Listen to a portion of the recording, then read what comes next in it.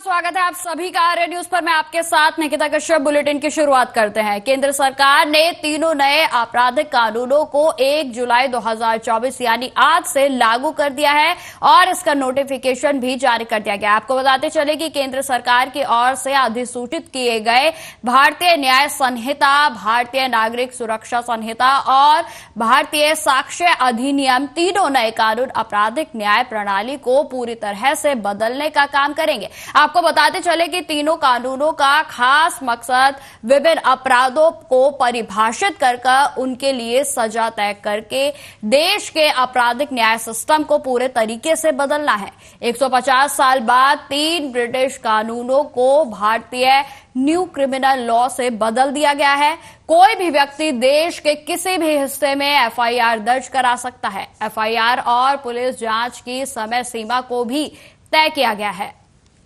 माध्यम से आपको समझाते हैं कि इन कानूनों के लागू होने के बाद किस तरह से आपराधिक न्याय प्रणाली में क्या क्या बड़े बदलाव होंगे। सबसे पहले हम आपको बताते हैं कि भारतीय न्याय संहिता में यह तय होगा कि कौन सा कृत्य अपराध है और उसके लिए क्या सजा होगी। आईपीसी कानून में 511 धाराएं थी, जबकि आपको बताते चले कि नए बीएनएस में 358 धाराएं होंगी। नए कानून में 21 नए अपराधों को भी सम्मिलित किया गया है। वहीं आपको बताते चले कि सीआरपीसी में 484 धाराएं थी, जबकि भारतीय नागरिक सुरक्षा संहिता में 531 धाराएं होंगी। नए कानून में सीआरपीसी की 177 धाराओं को बदल दिया गया है और साथ ही 9 नई धाराएं जोड़ी गई हैं। और साथ ही आपको यह भी बता दें कि नए कानून को लाते हुए 14 धाराएं समाप्त भी की गई हैं। तो तमाम तरीके के जो बड़े बदलाव हैं वो किए गए हैं और इस बीच गिरफ्तारी, जांच और मुकदमा चलाने आदि की प्रक्रिया भी सीआरपीसी में जो होती थी उसमें भी कई तरीके के बदलाव किए गए हैं। आपको बता दें कि भारतीय साक्ष्य अधिनियम के तहत 170 धाराएं होंगी, जबकि अभी तक इसमें 166 धाराएं हैं। मुकदमे के सबूतों को कैसे साबित किया जाएगा, बयान कैसे दर्ज होंगे, यह सब अब भारतीय साक्ष्य अधिनियम के तहत 170 धाराओं के तहत ही होगा। नए कानून लाने में 24 धाराओं में बदलाव किया गया है और 2 नई धाराएं भी साक्ष्य अधिनियम में जोड़ी गई हैं। नए कानून में पुरानी 6 धाराओं को समाप्त कर दिया गया है। वहीं आपको बताते चले कि आतंकवाद, मॉब लिंचिंग और राष्ट्रीय सुरक्षा को खतरे में डालने वाले अपराधों के लिए सजा को और भी सख्त बनाया गया है। तो आपको बता दें कि तमाम तरीके के बड़े बदलाव जो है वो किए गए हैं। न्याय प्रणाली में किस तरीके की आगे की प्रक्रिया रहेंगी, इसको पूरे तरीके से सुनिश्चित किया गया है। नए कानून में 23 अपराधों में अनिवार्य न्यूनतम सजा के प्रावधान को भी शामिल किया गया है। 6 तरह के अपराधों में कम्युनिटी सर्विस की सजा का प्रावधान किया गया है। नए कानून में केस का निपटारा करने के लिए टाइमलाइंस भी डिसाइड की गई हैं। तो आपको बता दें कि इसमें फोरेंसिक साइंस के इस्तेमाल का प्रावधान होगा। राजद्रोह को अब अपराध नहीं माना जाएगा। जी आपको बता दें कि नए कानून की धारा 150 के तहत एक नया अपराध जो इसमें कानून है वो जोड़ा गया है और इसके तहत भारत से अलग होने वाली यानी कि पृथकवादी भावना करने वाली या फिर भारत की एकता एवं संप्रभुता को खतरा पहुंचाने वाली हर गतिविधि को अपराध बताया गया है। वहीं आपको बता दें कि यह देशद्रोह का अपराध होगा। नए कानूनों में मॉब लिंचिंग यानी जब 5 या इससे ज्यादा लोगों का एक समूह मिलकर जाति या समुदाय आदि के आधार पर हत्या करता है तो ग्रुप के हर सदस्य को आजीवन कारावास की सजा का प्रावधान किया गया है। वहीं आपको बता दें कि नए कानूनों में नाबालिग से दुष्कर्म करने के दोषियों को अब फांसी की सजा दी जा सकेगी। गैंगरेप के मामलों में 20 साल की कैद या आजीवन कारावास की सजा का प्रावधान किया गया है और इसके अलावा नाबालिग के साथ गैंगरेप को नए अपराध की श्रेणी में भी रखा गया है। वहीं आपको बताते चले कि नए कानून में आतंकवादी कृत्य जो पहले गैर कानूनी गतिविधियों अधिनियम जैसे खास कानूनों का हिस्सा थे, इसे अब भारतीय न्याय संहिता में शामिल किया गया है। नए कानूनों के तहत जो भी शख्स देश को नुकसान पहुंचाने के लिए डायनामाइट या जहरीली गैसों के जैसे पदार्थों का इस्तेमाल करता है, उन्हें आतंकवादी माना जाएगा। वहीं आपको बताते चले कि पॉकेटमारी जैसे छोटे संगठित अपराधों पर भी नकेल कसने के लिए प्रावधान बनाए गए हैं। प्रावधान नए कानूनों में इसमें लाया गया है और इस तरह से संगठित अपराधों से निपटने के लिए राज्यों के अपने कानून थे और जिसमें अब कई तरीके के बड़े बदलाव किए गए हैं।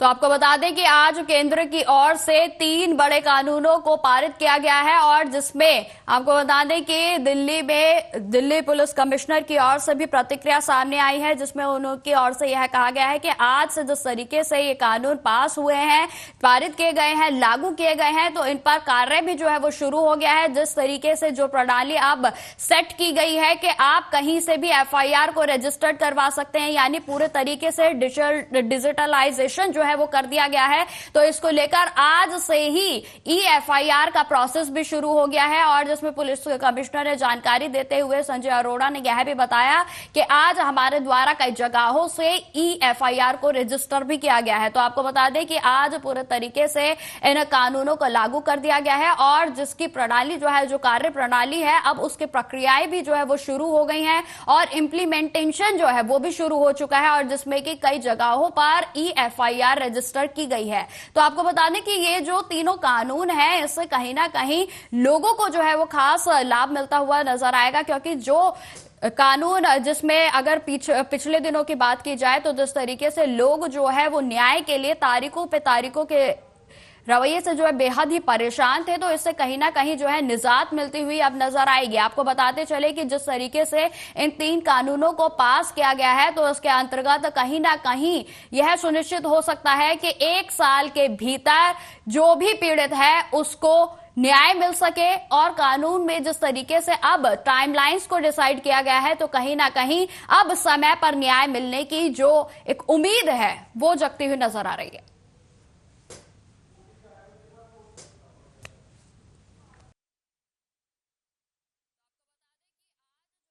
प्रणाली में कई बड़े बदलाव जो है वो किए गए हैं, जिसमें कहीं ना कहीं जो भी आपराधिक कानून थे उनमें अब बड़ा फेरबदल किया गया है, जिसमें कि आपको बताते चले कि जो सीआरपीसी की धाराएं थी उनको चेंज कर दिया गया है और जिसमें कि अब आपको बताते चले कि क्या चला रहे हो,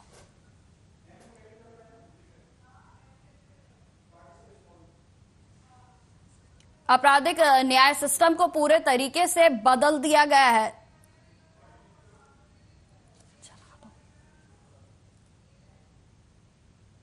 कानून 150 साल के बाद 3 अंग्रेजी कानून खत्म हो गए हैं और 3 नए भारतीय कानून लागू हो गए।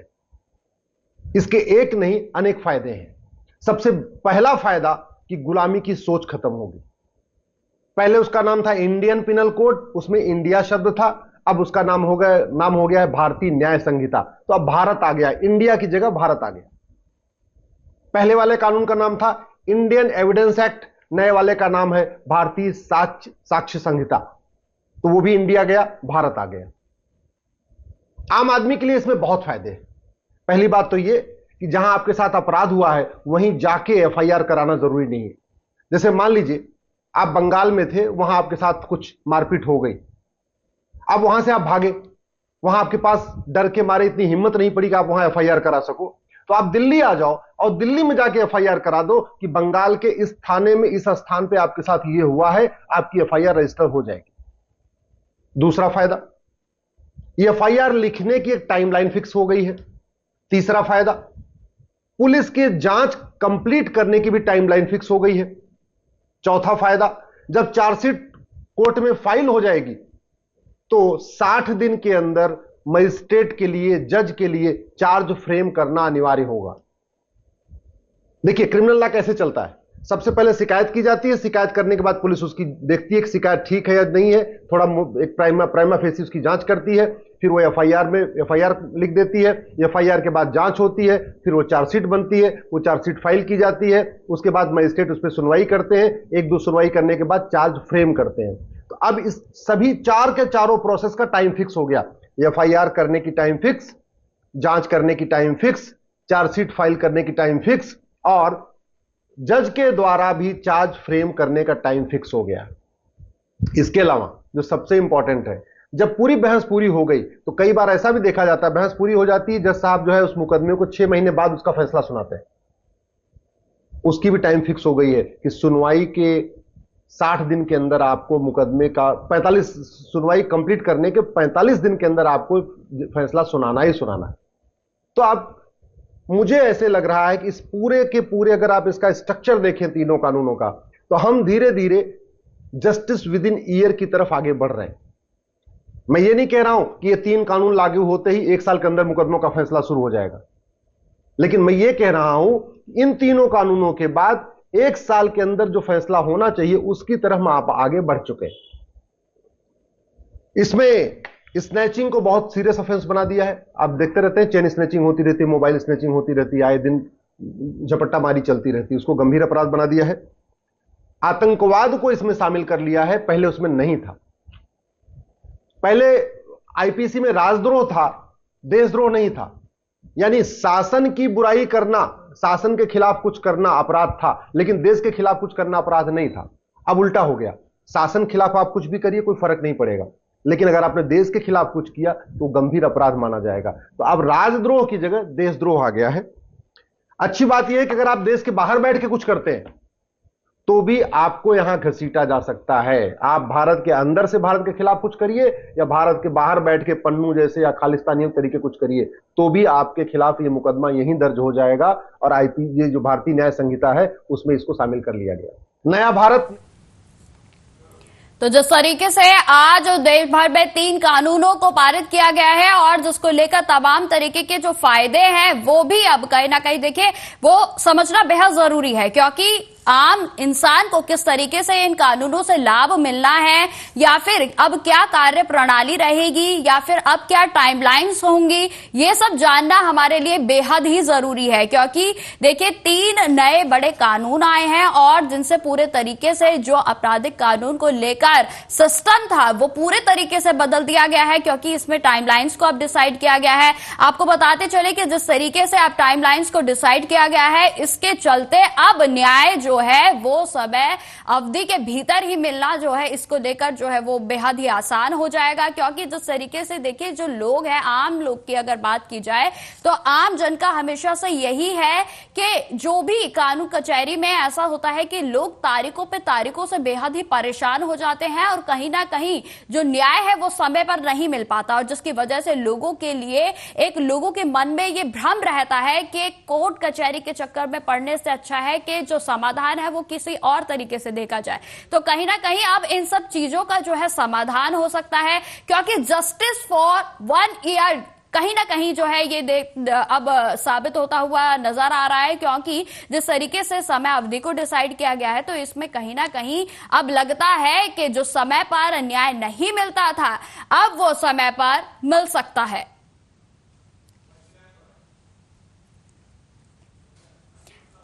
इसी खबर पर अधिक चर्चा के साथ जो है हमारे साथ हमारी मेहमान एडवोकेट बबीता फोगाट जी जुड़ गई हैं और जिनसे हम जानेंगे कि जो भी आज के ये जो 3 कानून आए हैं इनमें किस तरीके के बड़े बदलाव आए। तो बबीता जी, सबसे पहले मैं आपका बहुत बहुत स्वागत करती हूँ आर्य न्यूज पर। धन्यवाद नित्या जी। जी बबीता जी, बिल्कुल बबीता जी, जिस तरीके से ये तीनों कानून आए हैं, पहले मैं आपसे विस्तार से जानना चाहूंगी कि आम जन के लिए ये किस तरीके से अब लाभकारी साबित होंगे। देखो, आम जनता की छोटी सी लाइन बहुत अच्छी है।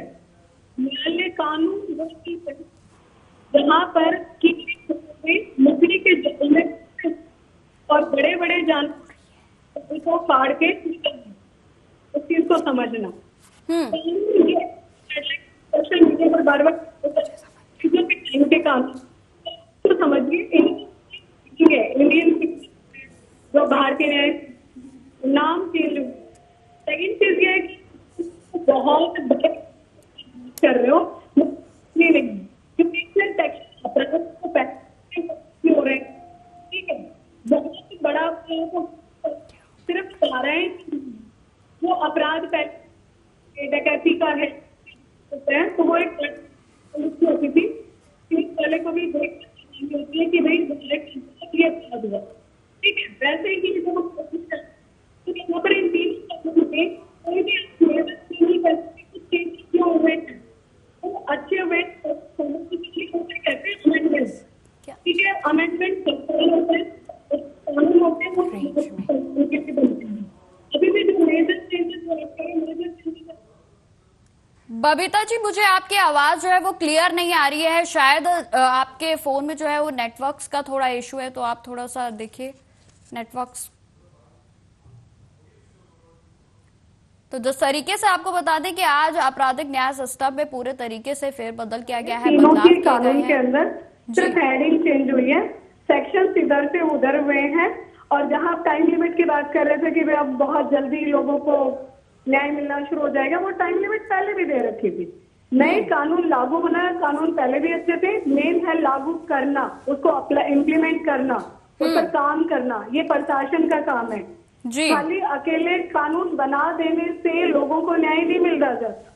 उन कानून पर काम भी होना पड़ता है, जो एक कड़ी जुड़ी हुई होती है। जब भी किसी के साथ अपराध होता है तो वो पुलिस स्टेशन में जाएगा, वहीं से शुरुआत हो जाती है कि उसके साथ किस तरह का बर्ताव किया जा रहा है। आम जनता को नॉलेज कितनी है, ये ज्यादा जरूरी है। हाँ, समय के साथ बदलाव होते हैं, जनसंख्या बढ़ती है, बेरोजगारी बढ़ती है, तो अपराध भी बढ़ते हैं। अपराध बढ़ते हैं तो सीधी सी बात है, ऑफिसर्स की जरूरत होती है, पुलिस स्टेशन बढ़ते हैं, उस हिसाब से न्यायालय कोर्ट बढ़ते हैं। वैसे ही जजों की, जो आपने कहा कि तारीख पे तारीख मिलती है, इसके पीछे मेजर रीजन ये होता है मैडम कि जब जजेस जहां बैठा हुआ है उसके पास एक दिन में 150-200 कॉज लगे होते हैं, वो 150-200 कॉज एक दिन में नहीं सुन सकते। This is the major reason. कई बार सिचुएशंस होती है, बहुत सारी चीजें फैक्ट करती हैं। अब ये कानून सही है, कितने अच्छे हैं, कितनी इम्प्लीमेंटेशन होगी, वो तो बाद की बात है जब ये डेली रूटीन में आएंगे। ठीक है, अब आम जनता के लिए क्या अच्छी चीज है और क्या नहीं, इसका निष्कर्ष अगर आप समझेंगे तो देखिए, जहां पर 25 से लेकर 40 साल के जो शादीशुदा लोग हैं, उनको लिए बहुत ज्यादा फ्रीडम दी गई है, बहुत ज्यादा फ्रीडम। जैसे एक्स्ट्रा मैरिटल अफेयर्स की वजह से आजकल घर बहुत टूटते हैं। सेकंड, जो बच्चे 15 से लेके 18-19 साल तक के हैं, जिनको इतनी ज्यादा नॉलेज नहीं होती है, जहां पहले कुछ घटनाएं हो जाती थी एक दूसरे के साथ तो उन्हें छोड़ दिया जाता था कहा सुनी करके, वहां पर उनके लिए बहुत सख्ती से कानून बनाया गया है। तो इनका यूज और मिस यूज सिक्के के दो पहलू होते हैं। हमेशा कोई भी नई चीज आती है तो उसका यूज भी होता है, मिस यूज भी होता है जी। तो बिल्कुल। अभी तो आपके लिए इतना ही कहूंगी कि आम जनता को तब समझ में आएगा जब आप इनके एक्सप्लेनेशन देंगे। बिल्कुल। कानून बनाना, इसमें मेजर चेंजेस सिर्फ इतना हुआ है, सेक्शन इधर से उधर हुए हैं। तो जो अभी क्राइम पहले होते थे रोड पे फिजिकल, अब ऑनलाइन होते हैं। बिल्कुल बबीता जी, मैं जानना बिल्कुल बबीता जी, मैं जानना चाहूंगी कि दुष्कर्म को लेकर किस तरीके के प्रावधानों में जो है बदलाव किए गए हैं। इस पर देखो, कोई भी कानून बनता है, गलत है ये चीज, रेप केसेस दुनिया भर के बढ़ते हैं। अब ये शादी का झांसा देकर, लिव इन में रहकर, जो सोशल मीडिया पे बहुत ज्यादा आजकल वायरल कर रखा है व्यूज देके, तो देखो यूज होता है। छोटे बच्चे होते हैं, जो लड़कियां होती हैं, बहुत बड़े गैंग भी होते हैं इनके पीछे, लड़कियों को यूज भी किया जाता है कि किसी के ऊपर भी रेप केस लगा दिया जाए। ठीक है, तो वो क्या है कि इनकी तो आईडी छिपाई जाती है, लड़कों की तो जिंदगी खराब हो जाती है। एक बार किसी पर नाम लगा दिया, उसका नाम आ गया, तो वो चेंज है कि उसकी आईडी नहीं बताई जाएगी। जब तक अपराध साबित नहीं हो जाता वो दोषी नहीं होता है जी, लेकिन उसकी इमेज समाज में खराब हो जाती है। बिल्कुल। अभी एट प्रेजेंट भी चल रहा है कि 182 की कार्रवाई होगी। अगर किसी लड़की ने किसी पर झूठा आरोप लगा दिया है और बाद में वो समझौता कर लेती है, तो उस पर 182 की कार्रवाई होगी। अभी रिसेंटली एक जजमेंट भी आया हुआ है कि जितने दिन लड़का जेल में रहा है और अगर ये साबित हो जाता है कि लड़का सही था, तो उतने ही दिन वो लड़की भी जेल में रही। कानून पहले भी सही थे, आगे जो चेंजेस जो है वो भी सही है। मेन इशू ये है, लोगों को नॉलेज कितनी है, जानकारी कितनी आम जनता को, वो अपने अधिकारों का यूज कितना करते हैं, डरते कितना है, गलत यूज कितना हो रहा है, प्रशासन कैसे साथ दे रहा है, पुलिस की क्या कार्रवाई है। बिल्कुल बबीता जी, जिस तरीके से जी बिल्कुल मैम, जिस तरीके से ये कानून सामने आए हैं, तो इसमें देखा जा रहा है कि डिजिटल जो है वो हर चीज को बढ़ावा मिला है, फिर चाहे वीडियोग्राफी की बात हो या फिर साक्ष्यों को इकट्ठे करने की बात हो। तो जिस तरीके से मैं आपसे जानना चाहूंगी कि जिस तरीके से अब लगातार डिजिटलाइजेशन को बढ़ावा मिल रहा है, तो इसके सदुपयोग तो है ही, लेकिन इसके जो नकारात्मक प्रभाव है वो क्या हो सकते हैं? देखो, नकारात्मक ये है कि अभी तक तो नॉलेज ही नहीं थी हमें, डिजिटलाइजेशन तो कर दिया, लेकिन आम जनता को इसका यूज करने का तरीका तो नहीं पता। और लोगों को ऑनलाइन फ्रॉड का मतलब एक ही बात समझ में आती है कि पैसे की ठगी। ये भी गलत है। देखो पहले क्या है, लव लेटर देते थे, हाथ में देते थे। अब वो लव लेटर कहाँ जा रहा है? व्हाट्सएप पे जा रहा है, इंस्टाग्राम पे जा रहा है, आपकी दूसरी सोशल मीडिया पे जा रहा है। आपको लगता है कि सिर्फ ऑनलाइन ट्रांजैक्शन या पैसे का ठगिया नहीं, डिजिटल रेप भी होता है, सेक्सुअल हरासमेंट भी होता है। तो जो काम हम ऑनलाइन ऑफलाइन करते थे आज वो ऑनलाइन कर रहे हैं, तो अपराध ऑनलाइन ही तो बढ़ेंगे ना। अब आप घर में पैसा नहीं रखते हो, पर्स में लेके नहीं चल रहे हो, फोन में लेके चल रहे हो, तो जो चोर हैं वो फोन पे आके बैठ गए। सिंपल भाषा में समझा रही हूँ ये बात कि भाई ऑनलाइन फ्रॉड भी बढ़ा है। जिस चीज का हमारे सामने टेक्नोलॉजी आई है उसका हमें यूज नहीं करना आता, पासवर्ड अच्छे से नहीं पता हमें, हमारी इंफॉर्मेशन लीक हो जाती है, डाटा चोरी होते हैं। आपको पता है सिंपल भाषा में सबके पास आते होंगे क्रेडिट कार्ड से रिलेटेड जी। दिन में बहुत सारी इंश्योरेंस कंपनियां हैं, फाइनेंस कंपनी आपको कॉल करती है। अच्छा बेरोजगारी इतनी है तो रोजगार के लिए कॉल आता है, फिर आपको कहा जाता है कि वर्क फ्रॉम होम है। इस तरह के क्योंकि हर कोई बेरोजगार बैठे तो उसे लगता है घर बैठ के इजीली हम पैसा कमा लेंगे, लेकिन उसे नहीं पता होता है कि वो अपना अकाउंट से खाली करवा रहे हैं।